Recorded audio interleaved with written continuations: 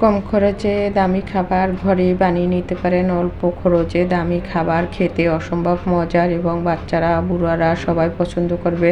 আর এরকম একটা খাবার তৈরি করলে সবাই প্রশংসা পাবেন। তো খাবারটা কিন্তু খুবই সুস্বাদু ছিল। সবজি পোলাও খেতে কিন্তু অসম্ভব মজার হয়। তো পোলাওটা আমি কীভাবে রান্না করলাম চলুন দেখা যাক। আমি মনিকাস রেসিপি অ্যান্ড ব্লগ থেকে তো আপনাদের সাথে আজকে সবজি পোলাওটা শেয়ার করতেছি। এই যে দেখতে পাচ্ছেন আমি চালটা ভেজে নিচ্ছি। এটা কিন্তু প্রথম পর্যায়ে আপনাদের সাথে একটু শেয়ার করতেছি। এরকম করে আপনারা চালটা ভালো করে ভেজে নেবেন। তো আমি আলু ফুলকপি টুকরা করে কুটে ধুয়ে একটু ভালো করে লাল করে ভেজে নিয়েছি, দেখতেই পাচ্ছেন। আর এই সবজি পোলাওটা করলে কিন্তু সবাই মানে চেটেপুটে খেয়ে ফেলে, এতই মজার হয়। আর শীতকালে কিন্তু এভাবে সবজি পোলাও করলে কিন্তু অনেক মজা লাগে, ভালোও লাগে। সব কিছু সবজি দিয়ে করলেও আপনারা করতে পারেন। আমি শুধু আলু ফুলকপি এবং গাজর ক্যাপসিকাম মটরশুঁটি দিয়ে করেছি। তো ভালো করে ভাজা হয়ে গেছে, নামিয়ে নিলাম। এখানে আমি দিয়ে দিলাম গাজর ক্যাপসিকাম এবং মটরশুঁটি দিয়ে ভালো করে একটু ভেজে নিচ্ছি, দেখতে পাচ্ছেন। তাহলে ভেজে নিলে একটু কাঁচা গন্ধটা চলে যায় আর খেতে কিন্তু ভালো লাগে। আমার ছেলে এই মটরশুঁটি এবং ক্যাপসিকামের ঘ্রাণটা নাকি ওর কাছে খুব ভালো লাগে।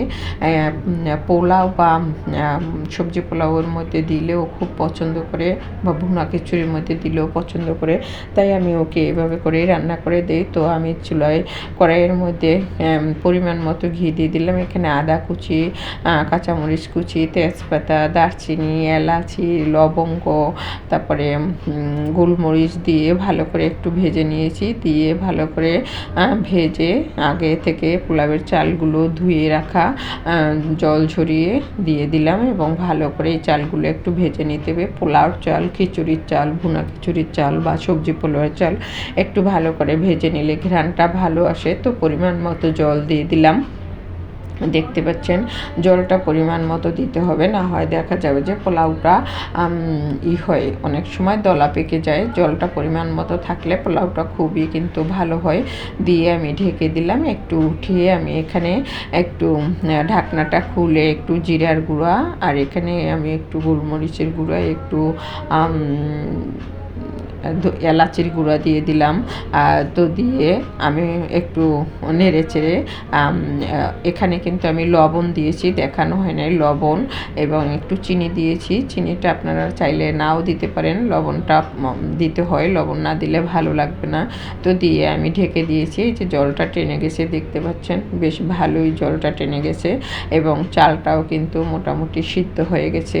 আর যখনই চালটা সিদ্ধ হয়ে যাবে চুলার তাপটা কমিয়ে দিতে হবে, কারণ না হয়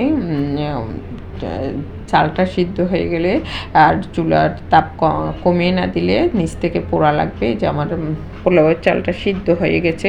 মাঝখান দিয়ে আমি বেগুনি আর ফুলকপির বড়া ভেজে নিলাম বাচ্চাদের জন্য। আর শর্টকাট এভাবে রান্না করলে কিন্তু বাচ্চারা অনেক পছন্দও করে, তৃপ্তি সহকারে খেতেও পারে। তো আমার হয়ে গেছে, নামিয়ে নিলাম। এই যে দেখতে পাচ্ছেন কত সুন্দর ঝুরঝুরা করে হয়েছে।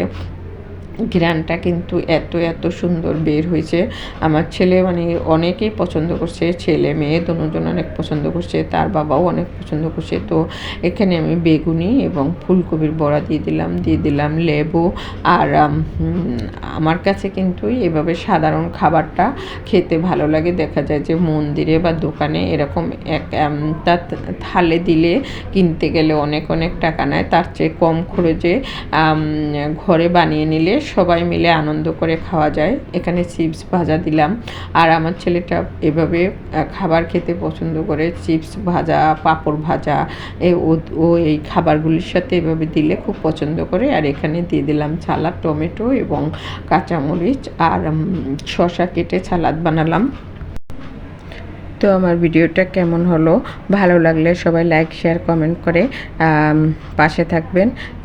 ইচ্ছা করলে আপনারা শেয়ার করে রাখতে পারেন। তো সকলকে অসংখ্য ধন্যবাদ। সবাই ভালো থাকুন, সুস্থ থাকুন। সকলের জন্য শুভকামনা রইল।